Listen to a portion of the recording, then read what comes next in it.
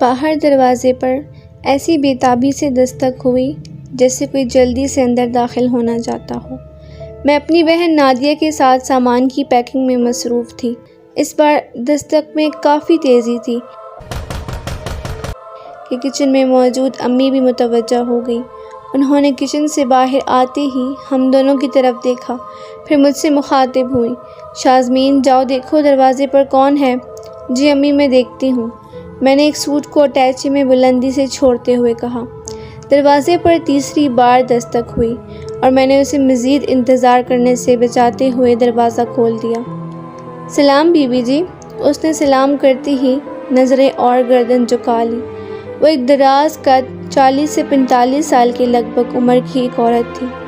اس نے سیاہ رنگ کا لباس پہنا ہوا تھا جو دیکھنے میں قیمتی اور نیا لگ رہا تھا۔ اس کے سر کے بال آگے سے سختی سے گندے ہوئے تھے اور قدرے موٹی سے ایک چوٹیاں اس کی سینے پر ایک دو بل کھائے جھول رہی تھی۔ اس کی بڑی بڑی آنکھوں میں سرما پھیلا ہوا تھا۔ وعلیکم السلام، جی کہیے کس سے ملنا ہے؟ میں نے اسے بغور دیکھ کر پہچاننے کی کوشش کرتے ہوئے کہا۔ بڑی بی بی جی سے ملنا ہے، اس نے جواب دیا۔ کون ہے شازمین؟ امی کی آواز آئی۔ امی کوئی خاتون آپ کا پوچھ رہی ہیں، میں نے وہیں سے قدرے تیز آواز میں کہا۔ مجھے پوچھ رہی ہیں؟ اچھا انہیں اندر لے آؤ۔ امی کی آواز سے واضح تھا کہ وہ حیرت اور کسی سوچ میں مبتلا ہو گئی ہیں۔ وہ میرے پیچھے پیچھے لمبے ڈگ بڑھتی ہوئی کمرے میں داخل ہوئی۔ جی فرمائیے، امی نے آتے ہی اس سے سوال کر ڈالا۔ اس نے جواب دینے سے قبل ایک نظر مجھ پر اور دوسری نادیہ پر ڈالی اور پراسرار انداز میں بولی، میرا نام شاہدہ ہے اور میں ساتھ والے محلے سے آئی ہوں۔ یہ کہہ کر وہ آگے بڑھی اور امی کے ہاتھ چوم کر اپنی آنکھوں پر رکھ لیے۔ یہ واقعہ 2008 کا ہے جب ایبٹ آباد میں خوفناک زلزلہ آیا تھا۔ ایبٹ آباد میں بہت زیادہ جانی اور مالی نقصان ہوا تھا، جہاں سینکڑوں خاندان اجڑ کے رہ گئے۔ وہیں میرے والد صاحب کا کاروبار بھی اسی حادثے کی وجہ سے برباد ہو گیا۔ وہ بہت اداس اور پریشان رہنے لگے تھے۔ کافی سوچ و بچار کے بعد والد صاحب نے کراچی منتقل ہونے کا فیصلہ کیا، جہاں ان کے کاروبار کی ایک برانچ موجود تھی، اور یہ مستقل رہائش کے لیے ہم ایبٹ آباد سے کراچی منتقل ہونے کے لیے تیاریوں میں مصروف تھے۔ شاہدہ کے پیچھے والد بھی گھر میں داخل ہو چکے تھے۔ جی فرمائیے، میں آپ کی کیا مدد کر سکتی ہوں؟ والدہ نے اس سے ہاتھ چھڑاتے ہوئے نزدیک صوفے پر بیٹھتے ہوئے کہا۔ وہ ایک دم والدہ کی طرف بڑھی اور ان کی گھٹنے پکڑ کر رونا شروع کر دیا۔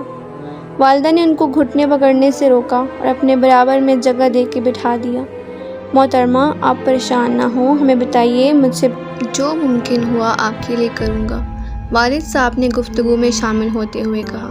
صاحب میرا نام شاہدہ ہے، میں اور میرا شوہر اجمل ساتھ والے پڑوس میں برکت اللہ صاحب کے گھر ملازم تھے۔ وہ اپنے آنچل سے بہتے ہوئے آنسو کو پوچھتے ہوئے بولی۔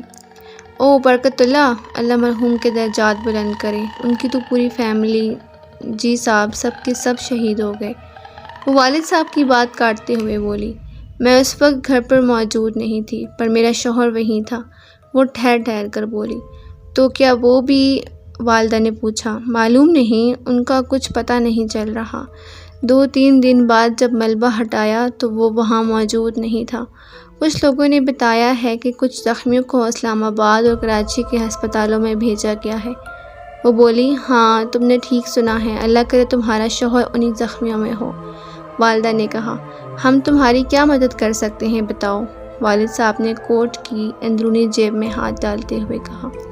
صاحب میرا اس دنیا میں کوئی نہیں بچا، آپ مجھے اپنے گھر کام پر رکھ لو۔ وہ ایک بار پھر والدہ کے گھٹنے پکڑ کر رونے لگی۔ دیکھو شاہدہ، ہم لوگ تو کل خود کراچی جا رہے ہیں، ہم تمہیں ملازم نہیں رکھ سکتے۔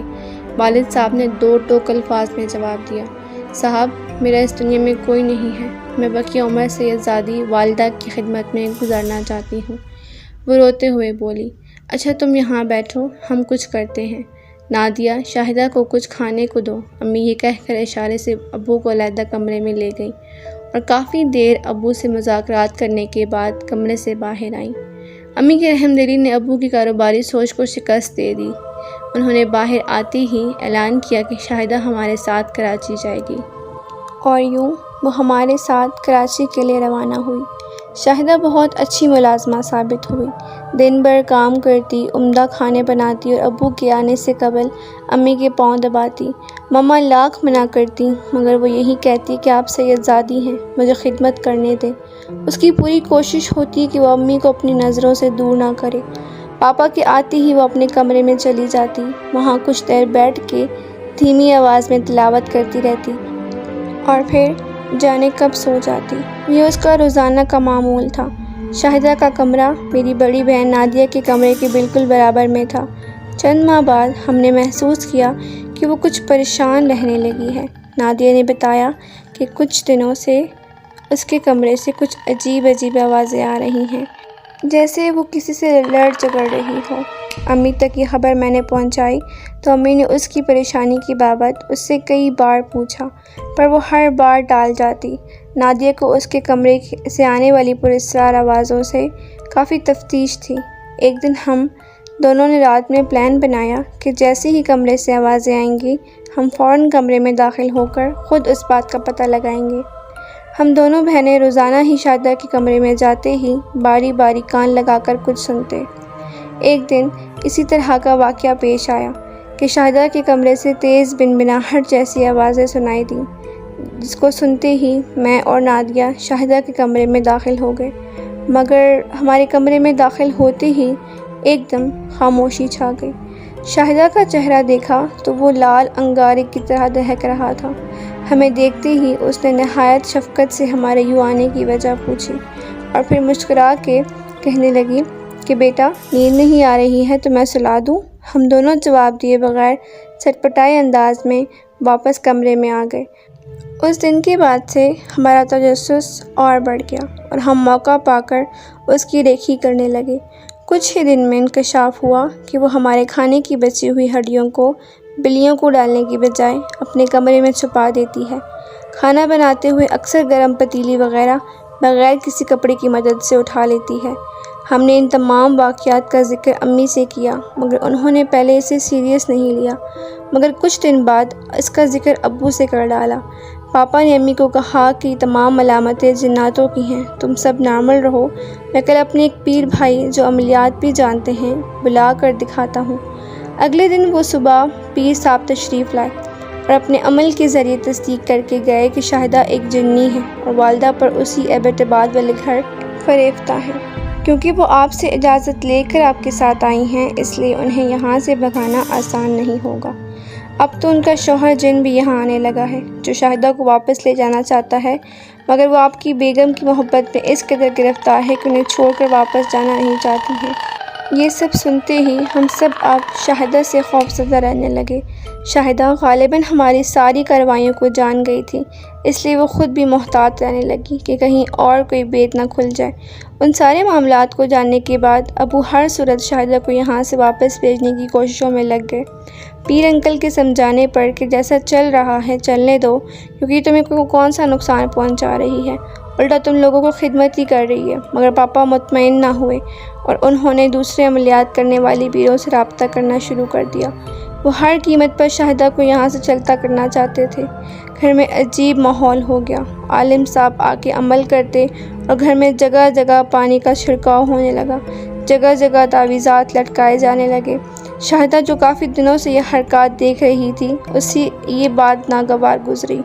وہ ایک دن شدید غصے میں آ گئی اور اپنا وجود ہم پر ظاہر کر دیا اور پاپا سے کہا کہ تم لوگوں نے میری خدمت کا صلہ نہیں دیا، اب تم مجھے اجازت دو، میں یہاں سے جا رہی ہوں، پر یاد رکھنا آمنہ میری بیٹی ہے، 2-3 دن بعد میں اسے لینے آؤں گی۔ یہ کہہ کر وہ اچانک غائب ہو گئی اور اگلے دن سے وہ نظر نہیں آئی اور 1 ماہ تک گھر میں کوئی واقعہ نہیں ہوا، جس پر ابو سمجھے کہ عاملوں نے اپنا کام کر دکھایا اور ہماری جان چھوٹ گئی۔ انہوں نے گھر سے تمام تعویذات کا صفایا کروا دیا۔ اگلے ہی روز اچانک امی کی طبیعت اس قدر خراب ہوئی کہ انہیں ہاسپٹل ایڈمٹ کرنا پڑا۔ ان کی حالت سنبھلنے میں نہیں آ رہی تھی۔ ابو نے تمام واقعہ اپنے پیر دوست کا ذکر کیا تو وہ سر پکڑ کر بیٹھ گئے اور کہا کہ میں نے تمہیں منع کیا تھا کہ ایسا نہ کرو، مگر تم نہ مانے۔ اب جب کہ تم نے عمل کروا ہی لیا تھا تو بغیر اجازت تعویذات نہیں ہٹانے چاہیے تھے۔ اب دیر ہو گئی ہے، اللہ سے دعا کرو۔